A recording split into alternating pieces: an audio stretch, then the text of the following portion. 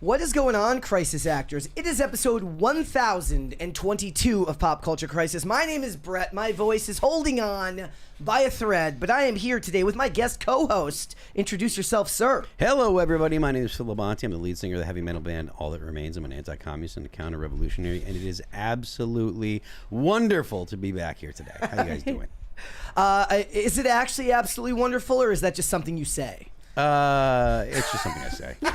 It's you know what it is? It's kind of like when the person says, like, if you ever need anything, just call, and then somebody's like, I need something. Well, and they're like, that's just something you say. The thing is, I like you a lot, so I'm really here just as moral support for Brett. That's what it's all most about. Most of the topics that come up, I'm not particularly well versed on. Well, I try to tailor. So here's the thing. So today I had like a bunch that would have just ended up being all dunking on specific generations. Very good. That they're not all like that today, but it is something that you have to kind of tailor to fit whoever you're on the show with. That's why I like you. So like if it was like because originally we're gonna do the topic about Supergirl because there was a trailer today, but it was like the X-Files one. It's like I like that. Isn't that a bunch of race swapping in this now? Yeah, it's super cool. Awesome.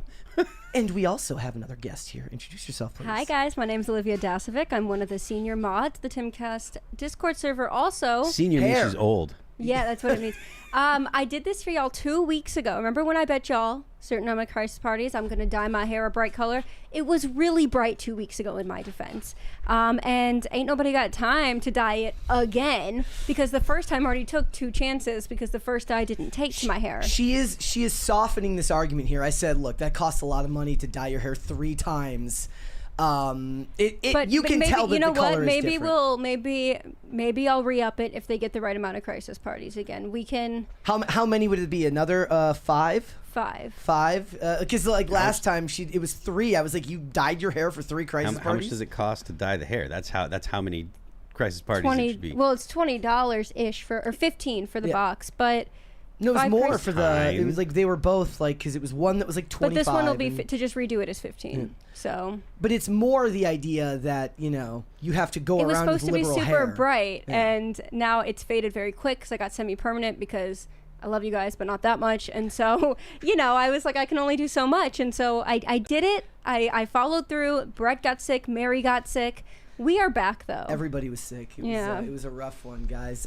We have a bunch of stuff to get into today, but before we get started, as always, guys, would you please hit the like button on this video? And I really do need you guys to hit the like button. The thing is because I was sick, because we were out of commission for almost 2 weeks, like algorithmically, we are getting decimated right now. So liking the videos, if you haven't subscribed yet, subscribe, and make sure to leave comments on segments. Like I said, like algorithmically, the channel is in the gutter right now because I happened to get really, really sick and the show could not go on. So go ahead and do that, guys. Also remember, channel memberships are open for anybody who has not yet become a channel member. I did put up a new video early today that's going to come out tomorrow at 10 a.m.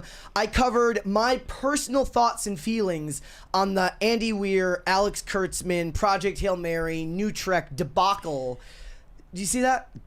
So I just became aware of Project Hail Mary this past weekend. It looks interesting, and I kind of want to see it. Partially, a good amount of it is because they actually put effort into getting the math behind time dilation correct. And lots of practical effects on set and stuff really? like that. Okay. So, like, basically what happened, if you guys don't know... Andy Weir went on with, and I never know if that's how you pronounce his last name, but I believe that's correct. But he went on with Critical Drinker, which is already like a faux pas in Hollywood, considering how much they don't like that guy. And he kind of shared his very, very honest feelings about new Star Trek, which is, of course, that he thinks that it's awful outside of Lower Decks and Strange New Worlds. And there was this large uproar about getting him to apologize for it, and I actually, and then he did. He basically wrote an open letter to Alex Kurtzman, and I don't have the perspective that most of the people who are in the space have, which is that he was bending the knee. I think that it kind of ignores the realities of that world. If you think that you can just go and criticize other people that are your peers without there being some type of blowback, even if what you're saying is true, you should check out that video. It is now up there live for any channel members. It will go live for everybody tomorrow at 10 a.m. So I implore you guys to go and check that one out. And I managed to get through all 20 minutes of that video without my voice cracking more than maybe once or twice, sounding like I'm going through puberty again. But did you cough? Is the question? Yes, I did. Not a lot, but like a little bit. Okay. Mainly, like I tried to find strategic intervals in which I could cough. Yeah. So what are we getting into today? Well, number one, of course, being that Supergirl has a new trailer out. As always, you cannot watch the trailers because you get copyright claim because Warner Brothers is evil when it comes to all of that stuff. But I am going to talk about the fact that there is a new interview out with Millie Alcock, who of course plays Kara in that movie, and they are going down the victimhood rabbit hole already 4 months from the release of the movie. So we'll get into what that could mean for the box office for that film. We're also going to talk about Hollywood's return to misogyny. A new study says that no matter how much progress you make, there isn't enough progress made at all. So we will talk a little bit about it, saying that there aren't enough women in Hollywood. So we'll talk about it. We're also going to talk about what's up? I don't believe that there aren't enough women in Hollywood. So we're also going to talk about how a new survey says that a third of Gen Z believe that being extremely wealthy, it's not just wrong, it's immoral and evil. So we will talk about that. We got a bunch of other stuff. If you guys are ready, we will get into it. Olivia, are you ready? So ready. Let's go. He's ready. All right, let's go ahead and get started then, since we are all good to go. Let's talk about Supergirl. So we are just a couple of months out from the release of the upcoming Supergirl film from producer James Gunn. He's not the one who's directing this movie, but is part of James Gunn's DCU. And a new trailer came out today, and along with it, there was this Vanity Fair article that has now been kind of eaten up into a bunch of journalism bit pieces that are talking about the specific talking points that Millie Alcock, who's the star of the movie, is discussing. And of course, the problem is, guys, that what they're talking about is victimhood and how being a woman in Hollywood is something that makes you a victim. Supergirl. Exactly. Thank you for that. Supergirl star Millie Alcock says, I really can't stop backlash, and how she understands why Scorsese and Ridley were not concerned with superhero movies. But let's get into what she said about this. Millie Alcock told Vanity Fair in a new interview that she's aware she'll face backlash over leading Warner Brothers' Supergirl simply because she's playing a female superhero. The 25-year-old actor is no stranger to dealing with fandoms, having broke into the industry, playing obviously in the prequel series House of the Dragon. This is her quote. Says, it definitely made me aware that simply existing as a woman in the space is something that people comment on, she said. We have become very comfortable having this weird ownership of women's bodies. I can't really stop them. I can only be myself. Is it ownership of another person to criticize their work? No. No, what the hell? Expand. She's an imbecile. No, it's not. And as a woman, I can say, am I allowed to say retard here? That is the most... You just did. Okay, that is the stupidest thing I have ever heard, okay? And to say, oh, it's owning me to criticize me. Get out of the public spotlight if you have such a problem with being criticized. Well, I pointed out, I said, is this only applicable to women? Because I see plenty of criticism of me. I was like, does that mean that they own me? And if so, can I buy myself back from them? And will I pay interest on that purchase? Yeah. If I, kind of like when you sell something and you want to buy it back, they're going to charge you more for that. It's kind of, it goes in line with what we see from most of the Hollywood industry when it's a movie that they don't have a specific amount of confidence in. Right now, there have been rumors going around. I don't want to cite it as like proven because I wasn't able to really verify the sources, but they're basically saying that they're running on like 8 test screenings of Supergirl now, and that they've added more and more of Clark Kent as Superman into the film because they don't seem to have a lot of confidence in the way that this movie is going. And the problem is, much like the discussion that kind of was going around last week and indeed on our show yesterday, when it came to Black Snape and Harry Potter, that's where that discussion is going as well, which is that when you're not confident in the material, you start with the outrage marketing. I mean, I'm sure that's true, right? I'm sure that there is a certain degree of, well, we need to get attention for our product somehow, so people are going to say this and say that. But also, I think that the whole, society is misogynistic and blah, blah, blah, blah, blah. I think that's very deeply ingrained in people in Hollywood. The idea that woke is going away, that these feminist narratives, which is what they are, like, we're going to talk about that more in the totally TLC segment today. Woke isn't going anywhere. No, it's not at all. It's It's like saying someone's religion is going to go away, right? Like, so Yeah. they'll get over Christianity. No, they're not. This It's is like the part way of that they them. see the world. This is how they view the world. And you can't expect people to change the way they view the world. There has been plenty of studies that when you show someone evidence that is contrary to deeply held beliefs, they double down. Yeah. You know, so it's not going away. And people like this person, the girl that's playing Supergirl here, like, she's going to believe that forever.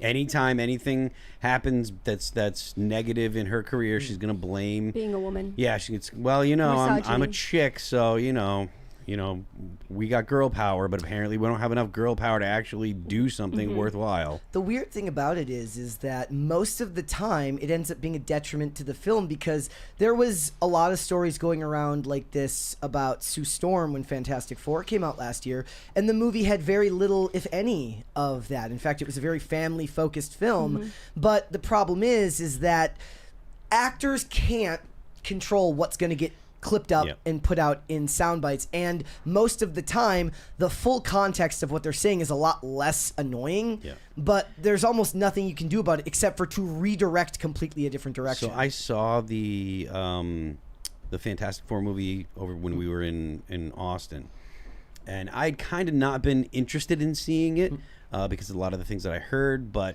I'm kind of gearing myself up to see the Avengers Doomsday, because I'm extremely interested in seeing they that. might move the release of that. To what?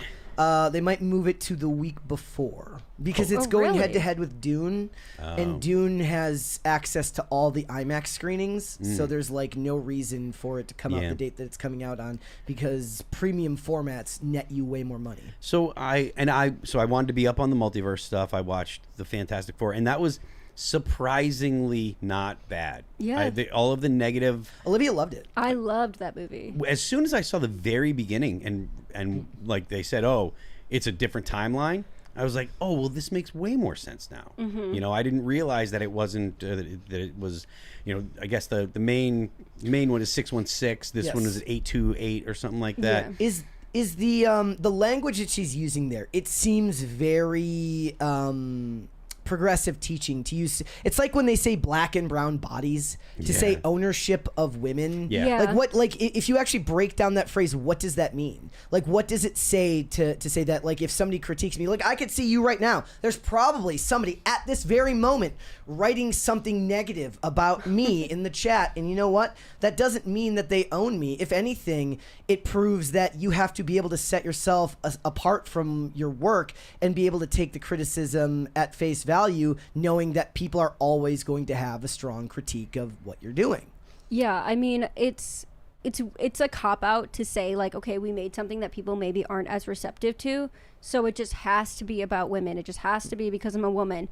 It's just there's this victim mentality when it comes to being a woman that I'll never understand. As a woman, I don't understand it, but like their excuse can't just be accountability and to be like, yeah, actually, maybe it wasn't the best project. Maybe we could have done better here, better there. It just has to be, oh, I'm a woman, so oopsie, Well, like, no. Let me ask you guys a question then. So, I mean, everybody here logs plenty of time online. So Oh, yeah. there are no people that are not terminally online here.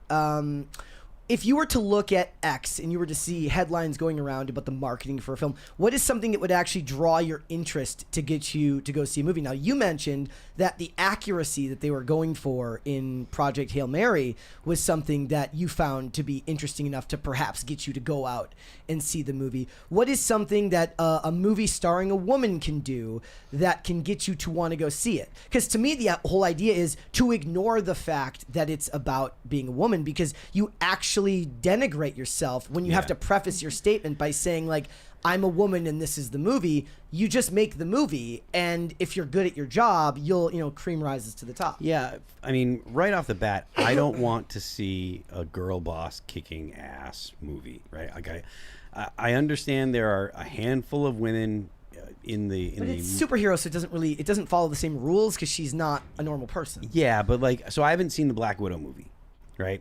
And if I understand correctly, that doesn't have any kind of significant storyline pieces that are necessary to see to understand the next installment. Yeah, because it technically took place. Yeah, because of where it happened in the timeline. Yeah, and so, but I don't like the idea of going to see a movie where the woman's the tough guy and blah blah blah. And if she is kind of the heroine that's a tough guy, you can't make it about her being a woman. Like Terminator was great, and I buy like most of the stuff that Linda Hamilton was doing in the movie. I bought because she wasn't.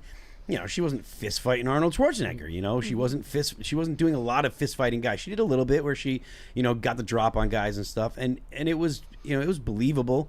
It wasn't, obviously. I always laugh. They could fix this easily by having them never get into hand-to-hand combat and let them use a firearm for every interaction. Yes. Just shoot them. So I really liked Ballerina last year, and it's got a ton of that type of feminism, which is that she beats the crap out of tons of dudes, and she withstands a level of punishment that almost no human being could ever actually endure. But here's the thing: it didn't bother me because they made rational claims as to what it's like to fight as a woman, saying like you're never going to be as big, you're never going to be as strong, you have to cheat, you have to find ways to win because survival is all that matters. And for the most part, they kept the focus on the action as opposed to talking about why it's so difficult. The way that women should win is shoot first. Exactly. Right. Like if there was a woman in like a tough guy kind of, or whatever kind of action movie, and she was just ruthless, like didn't hesitate. Oh, here's a guy, bang. Oh, here's a guy, bang. And like there was no, one-liners and all that kind of garbage, and she was just absolutely cold, stone cold murderer, and she was just offing people. I could buy that because a woman could do that. If she has the right temperament or she's in the right situation, it's like, okay, the only way I can make it, the only way that I'm going to survive is if I just do not hesitate and smoke dudes. Yeah. Right? Okay, cool, I can buy that. The other thing that I find interesting is that I can actually put up with all of that as long as there isn't any woe is me. Like, as long as there isn't any, like, my life is so difficult because of the opposite gender. My life is so difficult because of the opposite of a different race, because this person is the problem with everything. It doesn't really bother me. I started a show last night called Suspicious Minds. It's like a heist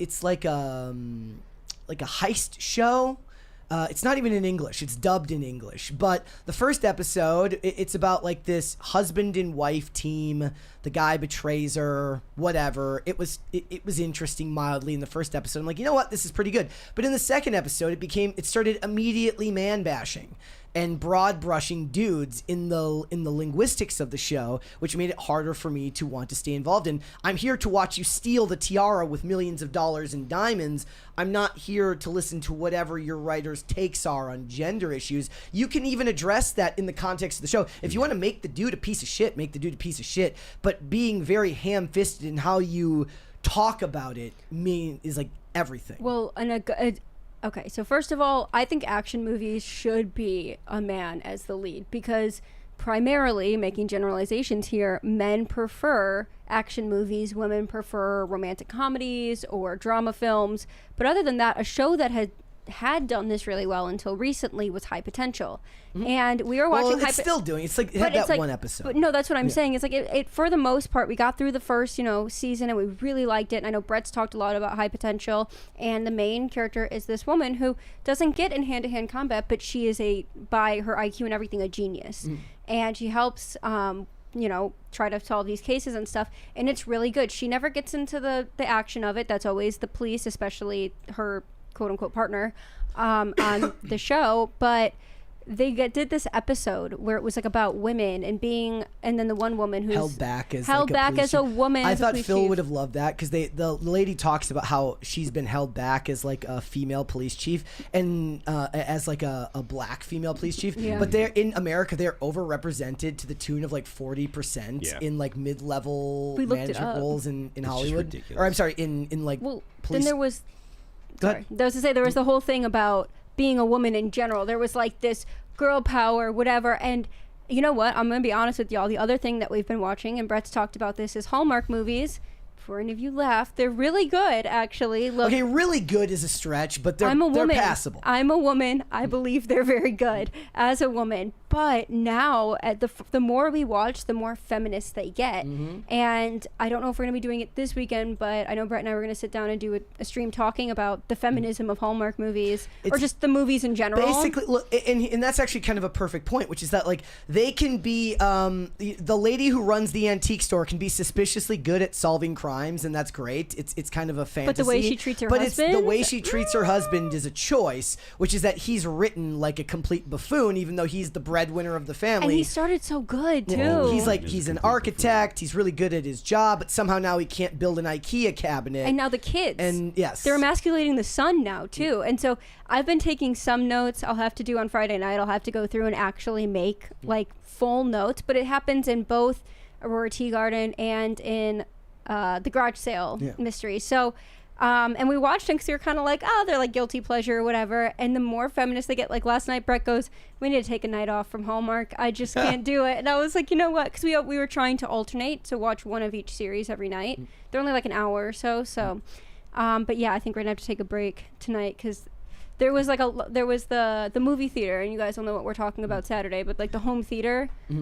That was just one scene too far for me. I was unhappy. The point is, Supergirl has one thing going for it, which is that it's focusing heavily around saving Crypto the dog, which men, women, everyone can appreciate wanting to save Crypto the dog. I think that's something that everybody can get behind. Yes. All right, let's move on. We have more stuff to get into. Phil, I'm going to need your unique perspective on this as somebody who has right-wing political beliefs who is also a musician. Okay. So did you see this story about Chili from TLC? Yes, that TLC. Yeah. Do you see this? Okay. TLC singer Chili says she's not MAGA after accidentally sharing post calling Michelle Obama a man and donating to Republicans. TLC member, is it Rosanda Thomas, better known as Chili, said that she wants to be clear that she is not MAGA after reportedly sharing a post calling former First Lady Michelle Obama a man and donating to Republicans. So remember what I said before? I said woke is not dead. In fact, woke apologies are now making a comeback. She never had to do this. Says, I want to be clear. I am not MAGA, and I do not support any of the many policies that are causing great harm to the American people, she wrote on a Saturday Instagram post. I made a mistake, too many make. I did not read the fine print. I thought I was supporting causes against human trafficking and for veterans, two things I care very deeply about, as my dad is a veteran, and everyone knows that I love children. I have learned a valuable lesson and ask for grace as I navigate this.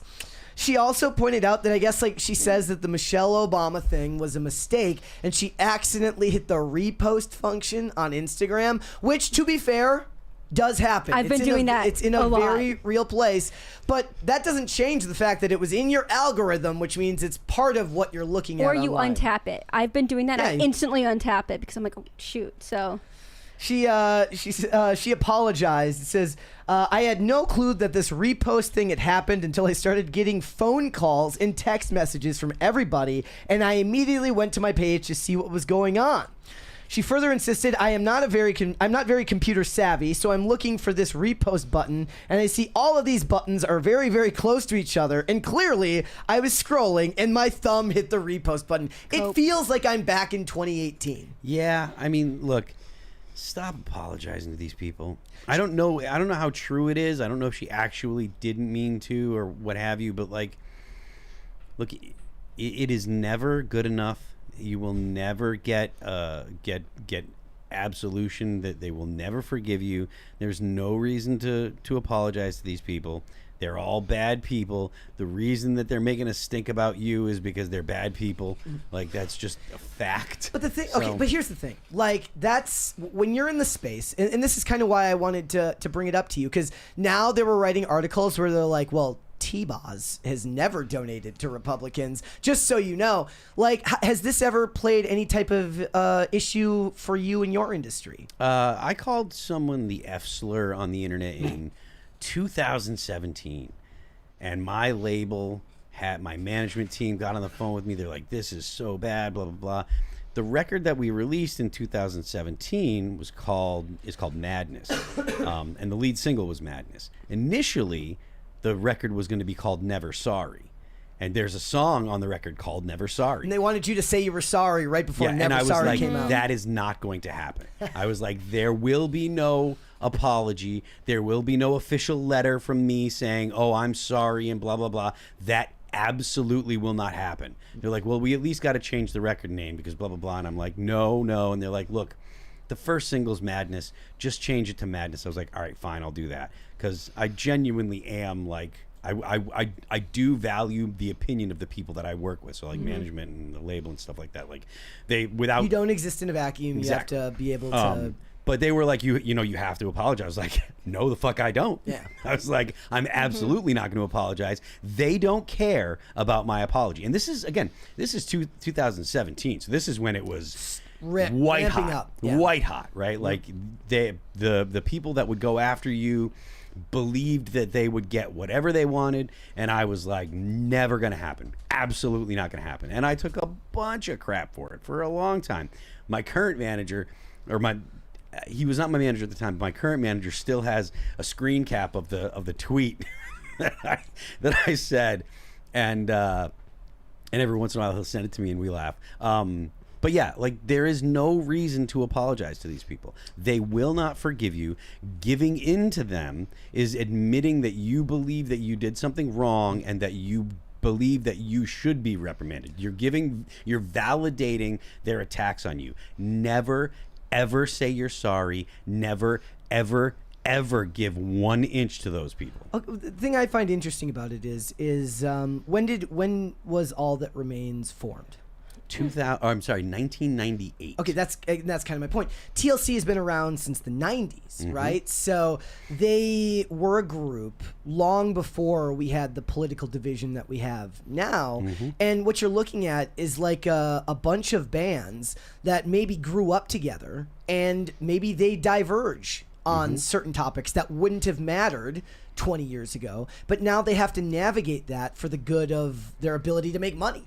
Yeah, it's true. I mean, look, I've always been the kind of person, specifically in the music industry, I've always been the guy that was like outside of what says things outside of what is acceptable. Like in 2005, we were on this tour called The Sounds of the Underground, and there's a video out there. There's a DVD out there that you can still get. If you probably have to get it on eBay or whatever. But they did an interview with me, and they were like, "So you say some pretty offensive things from stage," and they're like, and they were like, can I say the F slur? I avoid that, and here's the other one that I avoid the R word too, because I still believe, and I fully believe this is what's going to happen, is that when Democrats get back in power, everybody who is loosened up on saying the R word on streams, it's going to get channels dinged and taken down. So basically, I said they're like, you say the F slur. They didn't say the F slur. They said the word because it was back, 2005, and they were like, don't you think that's don't you think that that's kind of not politically correct? And my reply to him was, political correctness is for F slurs. I was like, and you can still find it out there. Sounds of the Underground DVD. Go take a look. It's out there. I've never been the guy that's like, oh, I'm sorry that I used a bad word. I'm sorry. Like, you don't apologize to these people. Well, so the apology goes on. Again, I had no clue that something like this happened until I got all the calls. My favorite in articles like this is whenever they have to preface it, they have to list the different song titles. They're like, I didn't know what happened until I got all the calls. The Creep Singer added. But of course, I took that down, and I would never post anything like that. I would never do something like that. She went on to stress, I have supported the Obamas. I gave to the campaign both runs, voted twice for him, and supported the organization that Michelle Obama had for schools, that schools had for exercise for the kids. In addressing recent revelations that she had previously donated to Republicans, she added, there are these things that support the veterans. I have always supported them, not just now, not for years. This is not something new. She said that, not for years. Over the weekend, Chili faced scrutiny from her fans after they discovered that she donated hundreds of dollars to President Donald Trump's campaign, according to a report by Stereogum. The Federal Election Commission records show that she donated 17 total contributions through the 2024 election, which included $210 to Republican-endorsed fundraising platform WinRed, $486 to Trump-affiliated super PAC Never Surrender, and $200 to the Trump National Committee. But this is not the first time Chili, who follows Donald Trump Jr. and Tommy Lahren on X, has seemingly expressed conservative views. In 2017, she said all lives matter after she was asked her opinions on Black Lives Matter. Shame on you. So, like, maybe would be the crazy thing is, because of the power of leftist ideology, whether it's R&B or metal, the call to apologize remains the same. Yeah. They always want you to apologize. And guess what? They're still not going to get you, like, they're not going to forgive you even if you apologize. They're begging you. It's a humiliation ritual. They're begging you to apologize and grovel and say, I'm so sorry for my beliefs. I'm so sorry for being authentically myself. I'm so sorry to, not give in to the woke mob. And then they're like, okay, so you apologize, but also screw you. We never are going to listen to you again. Now, first of all, TLC's last album I checked was 2017, and before that was 2002 or something. Like, well, they've had a long road. They got ripped off by their labels earlier. Well, I'm just saying it's not like they're still like they were in the 90s. Well, they're not even TLC as a whole, because Left Eye died 20 years ago, or how I don't know how long ago it was, but it was a long time ago that Left Eye passed away. But it's interesting that of all the people that the woke mob goes after, it's someone who they haven't been particularly active. And a lot of their fan base, I guess a lot of their fan base is probably more liberal than we would think, but I don't get it. They're never going to forgive you. You're just humiliating yourself. The thing is, they don't know that. Like when you work in this space, you understand just how unforgiving these types of circles actually are. But if you don't exist in the political space inherently, and you're just kind of there adjacent, and your main job is, Phil is a unique case because you're both a musician who creates art and also a political commentator, so you understand what it's like to exist in both spaces. Yeah. But if you're just somebody who exists in the art space, you don't understand just how unforgiving most people actually are. But you also shouldn't care. That's the thing, is I know they do. I know that's part of how they are, but you see countless examples of people not forgiving even when there's an apology. You're just embarrassing yourself. Yeah, like, the demand for an apology is not about forgiveness. Yeah. It's what they called a struggle session in in communist China. That's during the Cultural Revolution, they would demand that people apologize and say that they were doing these things that were counter-revolutionary, blah, blah, blah, blah, blah. Never give these people an inch, because they will never, ever accept any kind of apology. Has anybody ever actually been like, I'm sorry, and everyone was like, okay. No. Thank I you. don't think so. And then I saw this article, which I found very funny. It says, T-Boz says no TLC for Trump. Don't lump her in with Chili. T-Boz is no fan of Donald Trump, sources tell TMZ, as her bandmate Chili faces backlash over political donations she made in the past. Sources close to T-Boz tell TMZ that the singer has always let her views be known, whether that be sexual health, HIV, the LGBTQ community, or Black Lives Matter. T-Boz has always been an advocate for the unheard voice, the source added, who pointed out a 2017 interview the entertainer did with Channel 4 UK, where she spoke about President Trump. During the interview, T-Boz said, I don't care about Trump. God is my president. The source added that the singer's stance hasn't changed in that. Unless you see her and say it, she shouldn't be brought into any narrative that pulls away from that view. So they're basically saying, like, don't tar her with the, tar and feather her with the same brush that you're doing so for Chili. But it's a rough time to be part of a band as opposed to being just a solo artist, because you have to worry not just about what your own beliefs are, but what the beliefs are of everybody else that you work with. Yeah, and she threw her under the bus right away. She was like, oh, don't associate that with me. Like, this is someone you've known for 30 years, and you're just throwing her under the bus. And it's really sad, actually, that instead of being like, you know what, I know her heart, and I love her, which is kind of how a woman would speak. I know her heart, and I love her, regardless of political affiliation. And my best friend in the whole world is like, she's not a leftist, she's a liberal, right? She's a liberal, she's lefty. And I know her as my best friend I met in 5th grade. I don't know her as a liberal, and we agree on the moral stuff, which is all I really care about. We agree on the morality of things, and she has different, economic opinions and some social opinions. But for the most part, I mean, you've met her. She was my maid of honor. She's great, and I would never throw her under the bus if she said something that I was like, oh, I don't agree with that. I don't think she'd do it to me either, because our friendship goes beyond that, and now everything is so much about like but this image the and thing politics. is, these people are also in a business together, and I think that might play a role in it. Yeah, I would for never them. go. I love her dearly, but going into business would ruin Well, our I'm saying, friendship. I mean, it kind of goes into what I was saying about the stuff around Andy Weir, which is like a professional going to criticize you in private is different than a professional going to criticize you in public. Having a best friend who has those opinions with you in private is not the same thing necessarily as going into other facets with them. So. Right. All right. Before we move on, I do want to do cute and cringe of the day. Olivia did come through with cringe at the very last minute. We got a 20 earlier that I forgot to read from Shane H. Wilder. I do apologize, brother. Says, happy Thrashing Thursday. Tuesday, Brett and Phil. Boys. Just described to someone the plot of Velocipaster, and when I got a dinosaur fighting ninjas, they said, "Okay, you're just making S up." No, that's a real movie. I made Olivia watch it. It's boys, true. boys. He then went on. Oh, hi, Olivia. I'm too tarded to read the show. Hi, Shane. There you go. All right, let's do cringe and cute of the day. We're gonna do cringe first, just to get it out of the way. Look at her face; she's positively giddy. I love when the audience is like, they know, they get it. Here we go. Crinkle is sort of this camp where everyone is crinkly, everyone's wearing diapers. We've built out Zesty Cheese Ranch, this kind of interesting little baby fur campsite. So baby fur is the segment of ABDL, which is adult baby diaper lover, and furry combined. So it's often furries, so cute animal characters, but they usually will role play as younger characters. People don't want to go across a room and be like, "Oh, you're in a diaper," right? They don't want to embarrass someone. So what they might say is, "Oh, are you crinkly?"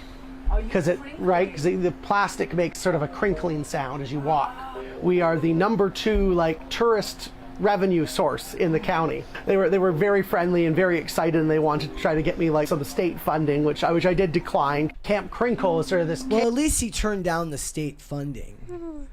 Our chat makes me laugh so hard, and then Brett's face. Brett was eye contact, staring at me like. Are you rethinking our marriage at this point? Or are you still... Somebody check her hard drive. That's what I'm saying. All right. Cute of the day, ladies and gentlemen. Here we go. Olivia submitted toast. I did. Toast here with the super chat that was super mean. What was the mean super chat? So I believe it was Corey Anderson saying that mocha was his least or toast was his least favorite or something, and Mary read it, and as she read it, I'm sitting there, toast is sitting on the desk. Phil even knows toast will sit on my desk and walk right by my camera and put the butt in the camera. So she was doing that, just sitting there, and I was like, oh, and she looked kind of sad. I was like, toast. So Anderson said toast is my least favorite cat. Mocha is number 1. That was so rude. Oh yeah, she looks offended. she was like, oh. Okay. I was like, it's okay. That was rude. It was It's rude. So okay. I had to post the photos to bring back how cute she is, because she is a cute cat. And I was very offended, Corey, by the way. By the way, ladies and gentlemen, if you would like to submit your pets for Cute of the Day, Yes. remember to tag Submit me on X at Brett Dasovic on the platform. Use the hashtag PCCPets. I know hashtags supposedly don't work, but it organizes them for me so that I can find them. So go ahead and use that, and include their names in your stories with them so that we can get them featured on here. We would like everybody to be able to have their pets featured, because I think that is a universal concept that everybody loves to brag about their pets. At least that's what it seemed to be true for me. All right, ladies and gentlemen, let's move on. Miss Rachel is an absolutely controversial figure when it comes to children's entertainment today. She has been called the new Mr. Rogers, and while that may or may not be true, one thing is very true, is that she is a very political individual, and you can see that here. It says, Miss Rachel says, I am political, as she fights to close ICE facility in Texas that's detaining children. It's political to believe that every child is equal. So We'll read the article here. It says, Rachel Accurso, the prominent children's entertainer known as Miss Rachel, told NBC News in a recent interview that she's currently fighting to close the Dilley Immigration Processing Center in South Texas, where ICE has been detaining children and their parents. She said that she first found out about Dilley after federal agents detained the father of 5-year-old Liam Conejo Ramos in Minneapolis and sent them both to Dilley. Per NBC News, children have complained of limited education, lights that never turn off, and moldy food at Dilley. Amid the Trump administration's immigration crackdown, more than 2,300 children have been put into detention with their parents, with the overwhelming majority being held at Dilley. According to figures that were provided by court-appointed monitors, many have been held for several weeks or months. She recently had a video call with 9-year-old, I believe it's Daver Hanau Jimenez, who was detained at Dilley along with his parents in early March. It was her second video call with a detained child, the first being a 5-year-old named Gael. Oh, I'm sorry, she said, dressed in her trademark Miss Rachel outfit. She told Jimenez in the video call, a lot of people want to try and help. I want to leave and go to the spelling bee, Jimenez told her. Speaking to NBC News, she said, it was unbelievably surreal to see this sweet little face and feel like I was on a call with somebody who's in jail. It broke me, and it was something I never thought I'd encounter in life. We're trying to get a child out of jail to do a spelling bee. I just never thought those words would go together. That's kind of weird. What part? I mean, getting a child out of jail to do a spelling bee? So the thing I found most interesting is from all the research that I could see about Dilley is that they're not holding children that are American citizens. They're not even what would be described as anchor babies. These are children that are both illegal non-citizens as well as their parents are non-citizens, and the vast majority that go there is not a lot of mixture between, you know, children that are citizens and parents that are not, because the legal proceeding, from what I've been told, is that if the child is a citizen and the parents are not, they are either sent to children's services or they are sent to family members. Yeah, I mean, there's allegedly sent to family members, but I mean, from what I understand, like, they'll go ahead and have like a phone number written on their arm or what have you, and they're sent to whoever's, you know, answers that phone number, and there's no real guarantee that they're actually family members. Yeah. We get a 20 here from Corey Anderson. Says, just because Toast is my least favorite after Mocha, Bucket, Dusty, Vincent, and Chloe doesn't mean I hate the cat. Obviously, Katie, my cat, is the best. Jeez. Also, Liam and his family have been ordered deported. Thanks, Judge. I don't know what that means. The court said to deport them, I'm assuming, is what he's saying here. I don't know. But the point is that Miss Rachel has politicized children's entertainment in a way that has never been seen before. Yeah. Now, there was politicization with, like, Mr. Rogers and social issues and things like that. But obviously that was to a vastly different extent back in the day than what you see now. Do you think of something like this as a weapon for information warfare when it comes to getting your message out? Personally, yeah, I do. Look, the left wants to have access to your children, right? However they can get it, whether it be through media, which is obviously that would be what Miss Rachel is or what have you, or whether it be the curriculum in schools, or whether it be, you know, some other means. They want to shape your child into what they consider a good citizen, and a good citizen has the correct political opinion. They're a global citizen. Yeah, they're global citizens. That's true too. And they'll basically use any means, you know, at their disposal. Mostly what they do is they try to influence what curriculum is being taught in schools. There's a book by this guy named Paulo Freire called Pedagogy of the Oppressed, and that is taught to all of the educators, so the teacher schools, the schools that teach teachers how to be teachers. One of the fundamental books that they use is called The Pedagogy of the Oppressed, and it's all Marxism. It's all power dynamics, Marxist power dynamics and stuff, and teaching children to see the world through that lens. And if you teach a child to see the world through that lens, it's hard to undo that kind of brainwashing. Yeah. And it creates a lot of psychological problems for kids. Like, you shouldn't be teaching kids that, oh, look, you're a bad person, or we're a bad country because there are other countries that are less developed than the United States. There are countries where people are suffering. Like, suffering is the human condition. Poverty is the human condition. That is the default setting. You're born with nothing. But the thing is, that's actually controversial now, because one of the worst bits of propaganda that you see online now are the people that talk about just how hard it is to live, and they believe that life should be easy. Now, and that's a direct result of that kind of teaching. Exactly. So that's one of the interesting things they talk about. They're like, life shouldn't be this difficult. But they have their argument, which isn't necessarily unfounded, is that they have been thrown into this world after seeing the world that the boomers lived through. And that's a little bit different. But there's the people that talk about, they're like, oh, every day I have to get up and I have to go to work, and I come home and I only have a couple of hours, and then I have to go to bed, and then I have to get up again and do it all over again. And there's this nihilistic worldview that having to get up every day to support yourself is somehow this soul-sucking oppression, when it's the human condition. It's just that before, you didn't go to work to pay your bills. You went to work by going to hunt to make sure that you could feed your family. Yeah, exactly. And that kind of, the idea that you're a victim because of that is what causes massive, massive problems. And again, this causes actual psychological issues with people. People on the left, people that ascribe to this worldview, they've got like mental illness problems, depression problems, because of the way that they see the world, right? So I would be depressed if every day that I woke up, it was about how this isn't fair. It's like when I kind of feel the same way when the manosphere types want to talk about the issues of men. I'm like, yeah, that may be true, but it's kind of your job to just deal with it. And as a dude, it is your job to shoulder those responsibilities, even when it's unfair. Exactly. The answer to the problems that you run into in life is not to say, poor me, and feel like you're a victim.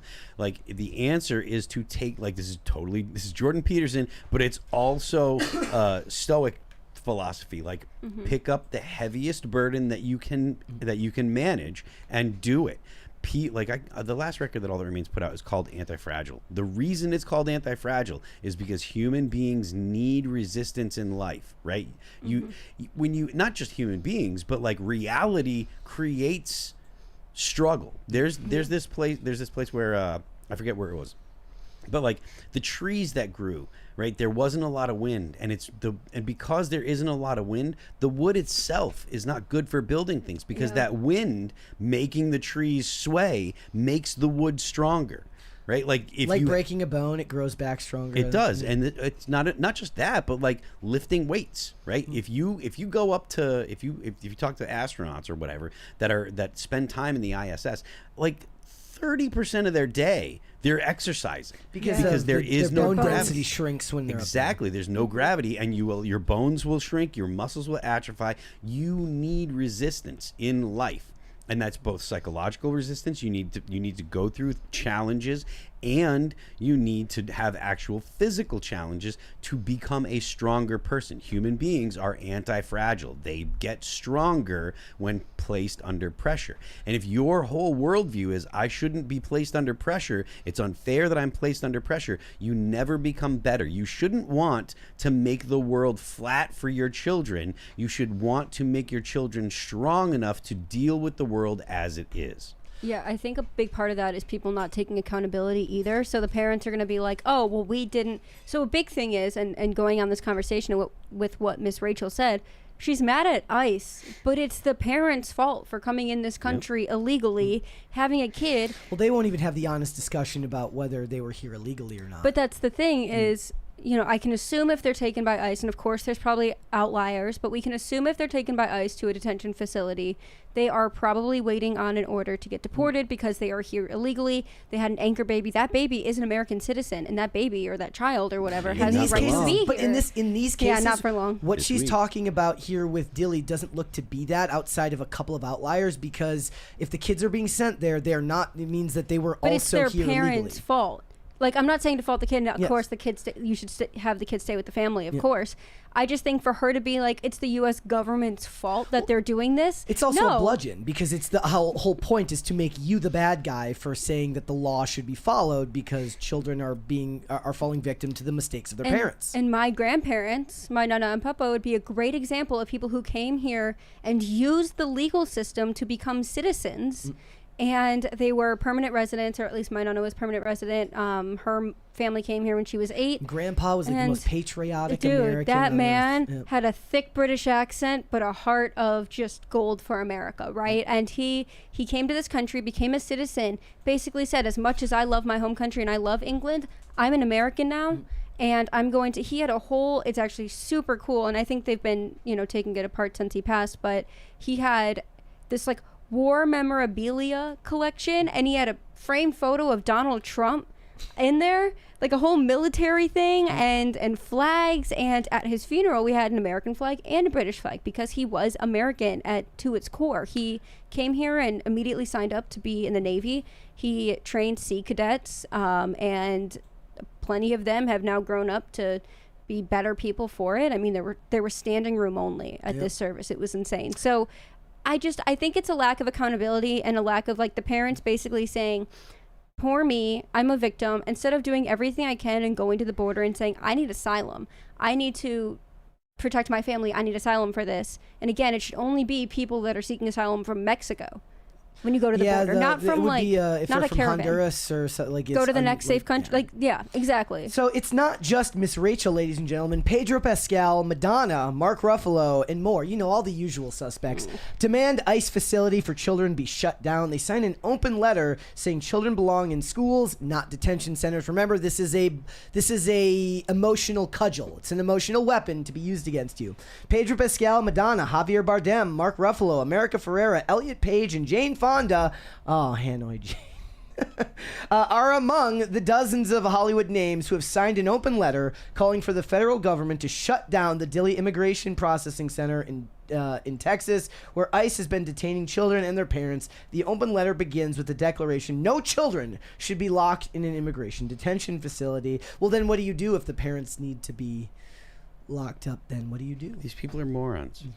Every single time someone is taken into custody by the police, they're separated from their children. It is good to put these children into some type of protective custody as opposed to leaving them at home. There is something to be said if those complaints about the conditions are true, about moldy food and lights that won't shut off, then absolutely, like, the government should be held accountable for the conditions that they created. But that's not what they're trying. They're trying to basically use those quote-unquote conditions, because I don't want to say that they are like that. We don't know. Yes. They're basically throwing an accusation that the conditions are bad to demonize the entire system, right? So it's kind of like one bad person making everyone else look bad. So one bad cop makes all of them look bad. They assume every cop now sucks, right? That's what they say. Same thing with these, I don't know if you call them like a holding facility. They might not all be bad. This one might be bad. This might be bad, and that needs direct attention. And the administration would be smart to instantly jump on that and fix it and be like, we heard you and we did what you asked, because then it's going to show that they actually have a problem with the immigration issue, not the facility. And this is the state of entertainment now, which is that you cannot, as a parent, if you're looking for entertainment for your kids, escape the politicization of anything. It's there for all of it. It's there for your adult entertainment. It's there for the entertainment for the kids. There's no way to get away from it. And it's what's scary now is that schools have become, not all schools, but a lot of them have become indoctrination zones. And then same with colleges. And now down to what your kids are seeing, they don't even have an escape from that, right? So when I was young, I would go home from school. Now, mind you, I had a strong father figure in my life, so I wasn't exactly swayed that easily. But I would go home and I'd watch Disney Channel. I'd watch Hannah Montana, Sweet Life of Zack and Cody, like that golden era of Disney Channel. I would watch that and it would take me out of the world. It wasn't political. It was just a fun show for kids. And now everything you watch has to be inherently political in some way, whether it's an influencer or an actor on a TV show that just has to get their opinion out there or play the victim because they're a woman or what have you. It used to not be that way, but now everywhere you turn, they're trying to mold your child into something different, and that's terrifying. I'm sure, Phil, as a new father, that has to be something that you've thought about, talked about. Yeah, I figured, right?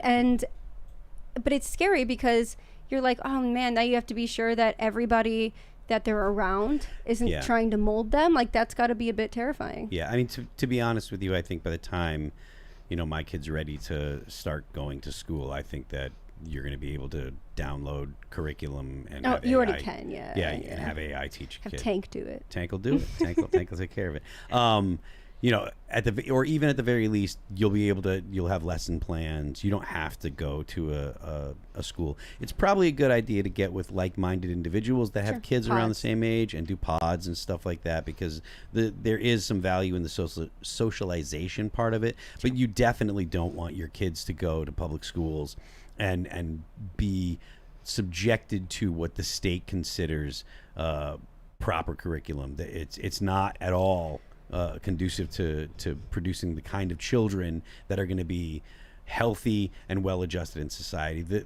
The amount of depression in young people nowadays, it's through the roof. It's horrible. You should do everything you can to make sure that your children are not in a public school, in my opinion. And the schools don't care. So fun fact about me is once I got my bachelor's, I decided I wanted to become a teacher and get my teaching certification.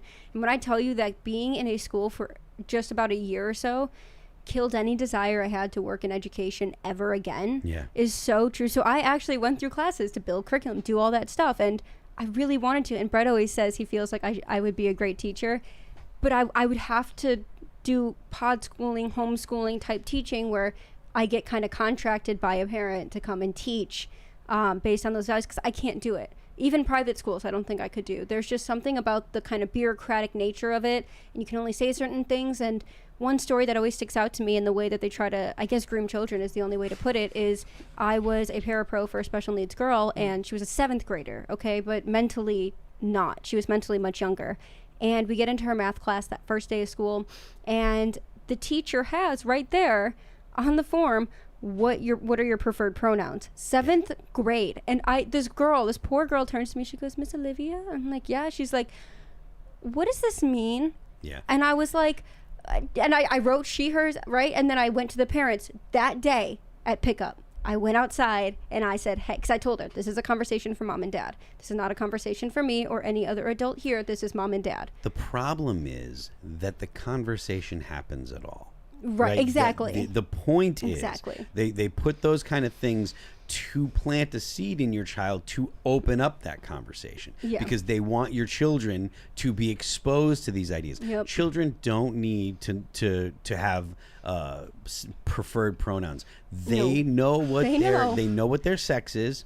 Right, boys and girls, Very you simple. can tell them you're a boy, you're a girl, and they shouldn't ever be that should never be questioned, right? Like, you're planting the seeds for them to question that. But kind I of think stuff. the best thing you can do in that situation, and if any of you are educators and somehow this comes up with a student, the best thing you can do is refer it to the parents immediately, because Absolutely, yeah. that is like in lieu of it already happening and being done. Because again, if I could have like erased it from that paper and I saw it, I would have just exited out, but I couldn't believe it. I was so floored by it, and that was kind of the first hint of like, I don't know if I can keep doing this. Yeah. I know there's a 20. So but that was one of those things. I always talk about that experience because it was a pivotal moment outside of the fact that the school didn't care about anything but what they, I guess, like how they look and how their numbers look. They didn't care about the teachers, administrators, none of that.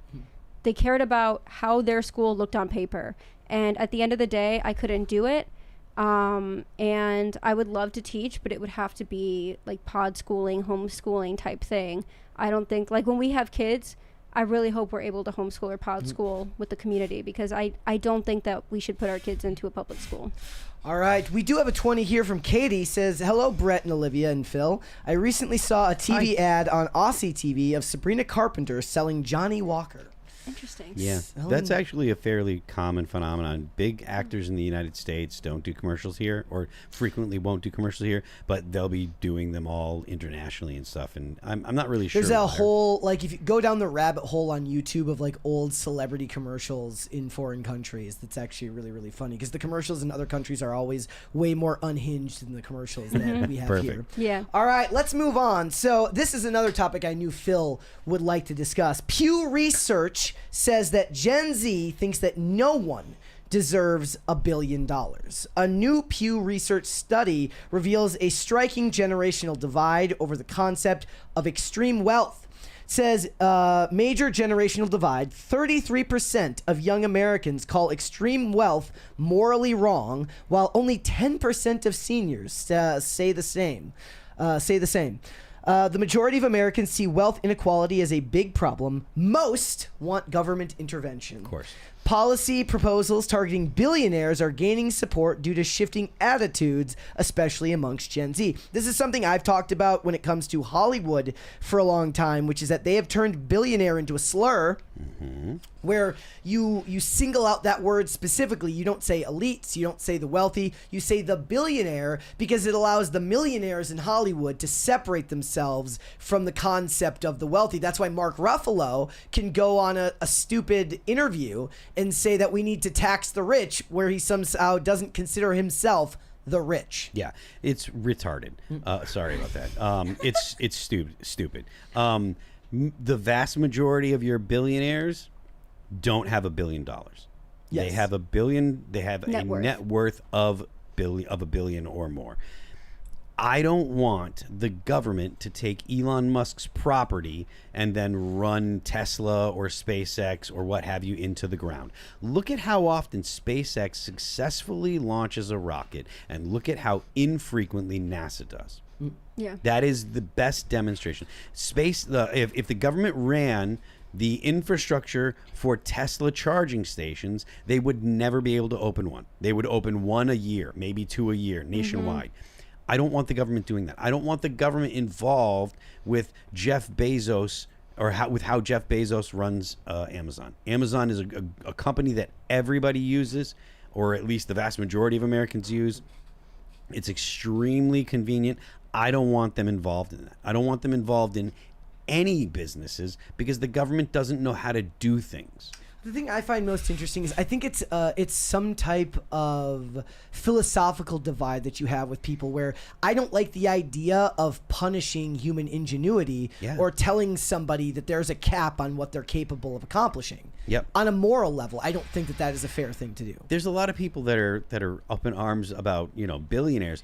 In the next year or two, there's going to be multiple trillionaires because of AI, because of the things that are, because of the advancements in technology, and because of the infrastructures necessary to do the things that these companies want to do, right? NVIDIA is going to be $1 trillion company.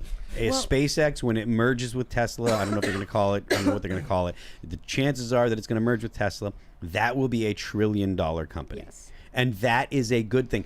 I like the idea of having data centers in space. People get all up in arms about data centers on Earth, I think wrongly, because they have a misunderstanding of what data... Explain that. Because that is one of those things that I see a lot of. So AI has become an interesting proving ground for what your philosophical view of the world is in a lot of ways, which is that, at least in the Hollywood space, it's the artists are inherently against it no matter what. And the ones who seemingly will survive in the industry are the ones who have accepted that this is inevitable, and you're simply going to have to learn how to coexist and work alongside it. Or, an even better approach would be to learn how to use it effectively yourself. Yeah. But data centers are a completely separate discussion. Yeah, so people don't like the idea of a big building with data centers in it. Big building with thousands of GPUs inside it. They think that it's going to cause their electricity to go up. But what's happening is a lot of these companies are starting to build their own power plants in addition to the data center. So when they build a data center, they're going to build a power plant to power the data center. And one of the downstream effects of that is you're going to see a lot of the populated areas that are near data centers. They're going to see their prices for electricity go down. The big argument that you hear a lot is one, for water because of cooling, and two, for power, for powering these data centers. When these companies build a data center that has a power center or a power generation plant attached to it or next to it or what have you, the amount of power that a data center needs, let's say it uses 1,500 megawatts, right? Your average city, your average town uses something like 80 megawatts. So they use 5% of what one of these data centers uses. That means that they're going to generate their own power, and they're going to look at the amount of power that the town down the street needs as a rounding error. So they're going to make their own power, and they're going to sell it to people at pennies for pennies as compared to what it costs now. So people think that, they're just going to eat up all the power and it's going to drive costs through the roof, and that's not going to happen.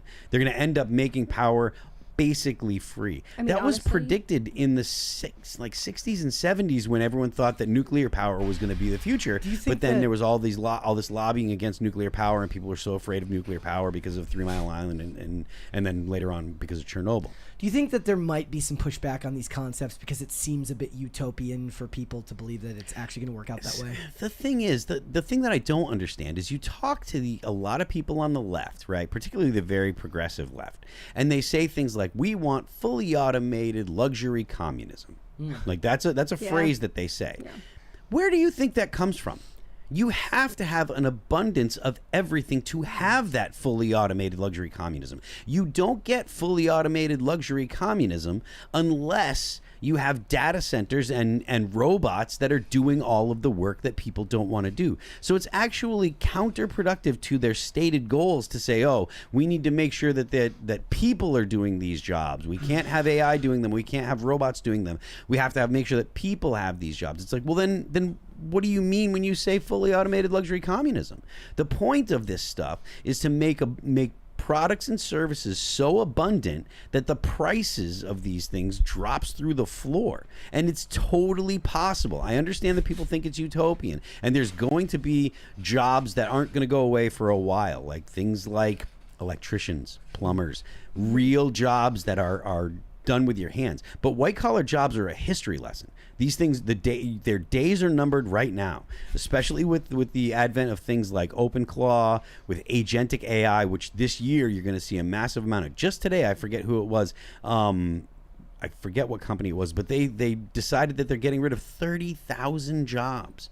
You're going to hear that in the next 6 months to a year. You're going to hear that more and more frequently. But the thing is, you're in the period right now where it's hard for people to defend that when all of the pain is coming right now for a lot of those people and none of the benefit. I wrote a piece on my Patreon, one of the first pieces that I wrote when I started writing again.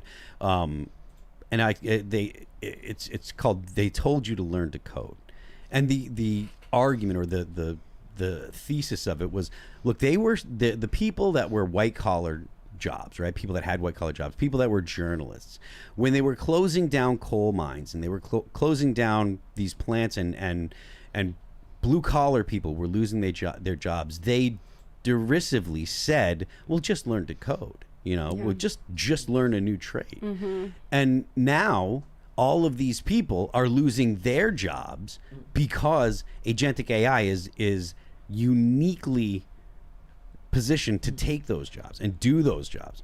So the people that are not losing their jobs are the people that the intelligentsia or the academics or whatever you want to call them we're basically saying, well, just learn how to do something else. The average pipe fitter or the average electrician, they've got more work than they know what to do with. They're making money hand over fist, especially if you're doing the electrical work in a data center. You're gonna make it's gonna take you a while to do it. You're gonna be making money hand over fist. You're gonna be able to write your own check. You're gonna be like, this is how much money I want to do it, and that's gonna be the norm for a little while. So the idea that we should just stop the progress. Hey.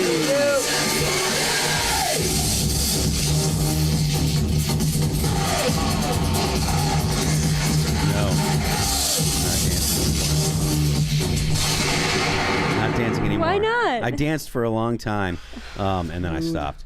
But yeah, the idea that this is a bad thing for society. There's going to be disruption, and there's going to be pain in the change. But in the long run, and not even the actual long run, in the next 3, 4, 5 years, there's going to be a massive increase in the availability of products and services, and the prices for these things are going to go way, way, way down. Yeah, so I quickly want to circle back to Gen Z saying it's like immoral or whatever. I really think, first of all, it comes down to the jealousy they have of these people that have all this money. Yep. But it also comes from, we were talking about communism, it comes from a desire to not work for your money, and it comes from this laziness, this entitlement. We talked earlier about being anti-fragile like humans are or should be. When you're given everything, you're gonna have no desire to work hard for anything that you're going to do, and it's government overreach too. So the fact they want the government involved, which when you said that, I was like, of course they want the government involved, because They want the government to fund everything. Well, they want the government. The government has the monopoly on force. That's why they don't want people to be able to opt out. And they don't realize where that money comes from. They basically, what would happen is you're still going to have to work, communism or not. It's just how much money are you actually going to have? How much of it goes to the government? How much of it goes to you? And how much of this communism can you really handle? Because as humans, communism is not natural for us. Capitalism is probably the best economic I guess what philosophy system, Well, I mean, that we could think of. Well, it was like it ignores the reality of human nature, which is that we don't work that way. Like we don't pair off that way. Also, and I that think people are it's- always going to put the needs of themselves, their family, and their loved ones in their inner circle before the needs of some random Sure. person they don't know. And hard work pays off. And that's why, as many of you know, I have my own little business thing where I make little bows, I make little plushes and stuff. And I like doing it. I love going to markets. Poor Brett gets dragged to markets. He didn't realize he was getting married and setting up tents Yeah. and helping me operate this stuff. But it's something I genuinely enjoy doing. And Brett knows I'm always coming up with new ideas to try to make it more interactive or more like people can like getting on with trends and all that. And I love doing it. But I understand that if I don't work hard on it, it's just going to fall flat, right? I guess the point that I've always made with these discussions is that the people who are the free market capitalists, I think they're under this delusion that the next generation is going to believe in free markets when they're not. They're going to look to the government to solve their problems, which, as we know, is not how it ever works out, ever. So. All right, let's talk a little bit about the misogynistic nature of Hollywood in the year of our Lord 2026. I found this to be a very interesting... You'll love this. I found this to be a very interesting bit of information. This survey itself basically does what all activist articles, all activist groups do, which is to say no matter how much progress you get, that isn't enough progress to be getting on with. We need to actually do more. In this case, it says gender-balanced hiring and women-led projects dip amongst the top 100 movies. Good. This is not progress, they say. Gender-balanced hiring is dipped among IMDb Pro's list of the top 100 most popular movies of 2025. Reframe, which is the initiative launched by Sundance Institute and the Women in Film Institute in Los Angeles in partnership with IMDb Pro as a way of advancing gender equality, has released its latest report that examines hiring across key roles on those 100 films based on the IMDb Pro data. After analyzing the ranks, the organization awards reframe stamps to signify a gender-balanced production. So basically, you have to go to them if you want to find out whether your project meets the criteria for something being considered gender balanced. And I decided I had to go look up what that criteria was, because it wasn't explicitly stated in the article. This is what the eligibility requires. It requires narrative feature films, meaning theatrical or streaming, and scripted television shows or episodes. What is ineligible is web series, short films, branded content, commercials, music videos, documentaries, nonfiction, unscripted, blah, blah, blah, blah.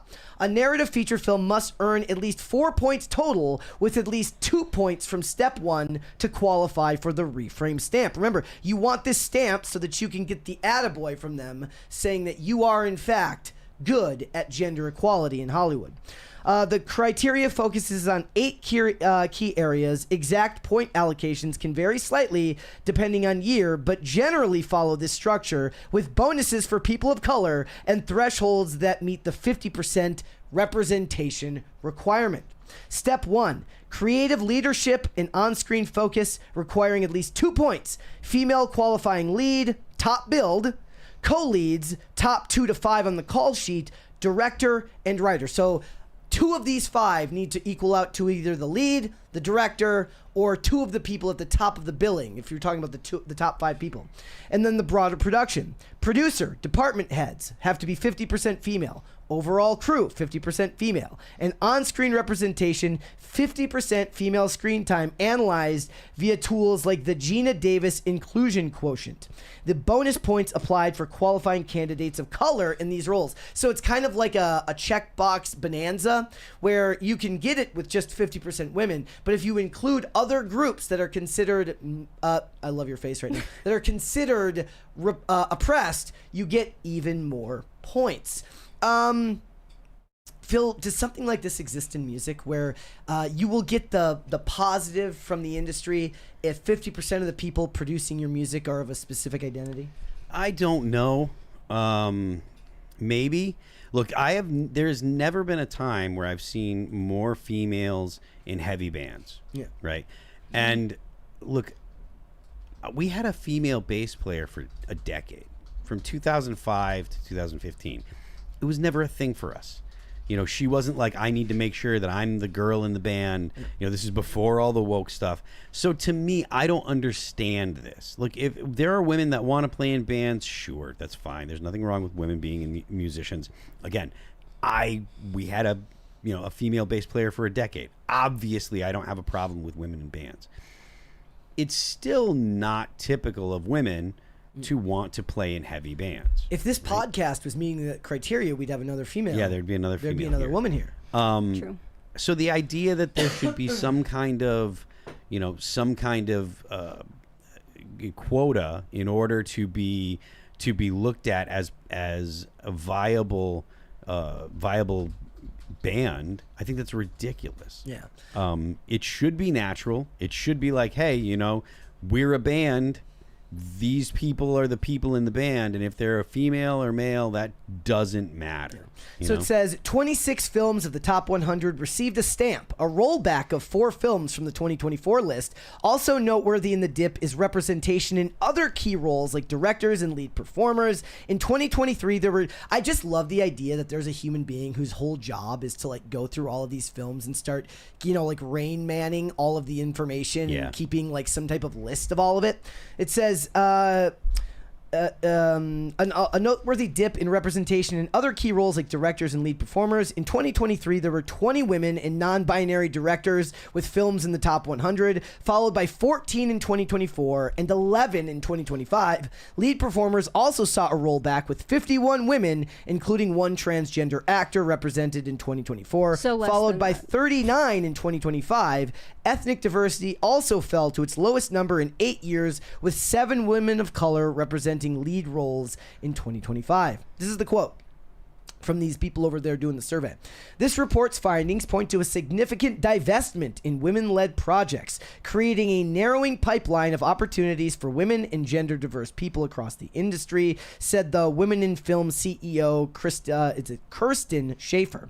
Collectively, we have the power to change that by making intentional choices guided by the reframe stamp criteria. Again, she's saying like, if you want to succeed, you need to come to us so that we can tell you whether your project passed muster and is officially diverse enough. Can it be sanctioned by the... Those with hiring power have a clear path to building a more equitable industry, one production at a time.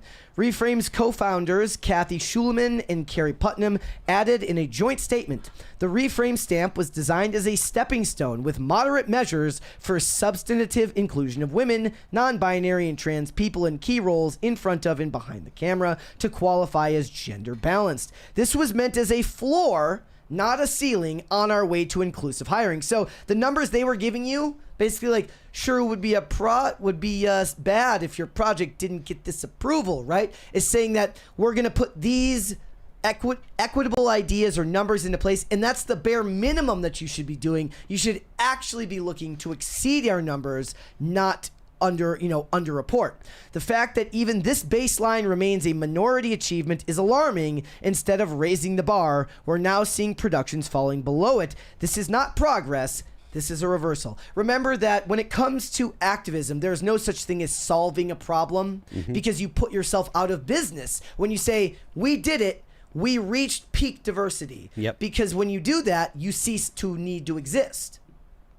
I mean, there is, you summed it up perfectly, right? Like there is no motivation to solve the problem because if you solve the problem, then you have nothing to complain about anymore. Yeah. Right. And so that's part of why, like, the issue is never the issue. The issue is always the revolution. Correct. You know, because if you solved any of the problems you were complaining about, then you'd have nothing to focus the revolutionary energy on. That's why the topic of the day always changes. It's the same people that What do you mean by that? It's the same people you saw going out and protesting against the Israeli war in Gaza, and the same people that are going out for the Women's March, and the same people that are going out protesting about no kings, and the same people that are going out protesting against the war in Iran. They're just leftists that are protesting against the United States and the West more broadly. It doesn't matter what the issue is. They're going to get the signs that are pre-made by the NGOs or what have you. They're going to show up and they're going to do their thing. They're going to get their paycheck, and then they're going to leave and go home, and they'll talk on Reddit about how good of an activist they are and what have you. But it's not real. It's just, hey, we don't like essentially what boils down to the human condition, right? They don't like the fact that there are conflicting interests between countries, and sometimes that leads to violence. They don't like the fact that there are different societies that have had more and less success. And a lot of people think that the difference in societies is because of, they'll say that it's because of racism or what have you, but a lot of the times it boils down to things like geography of the area that you're coming from, right? Explain that.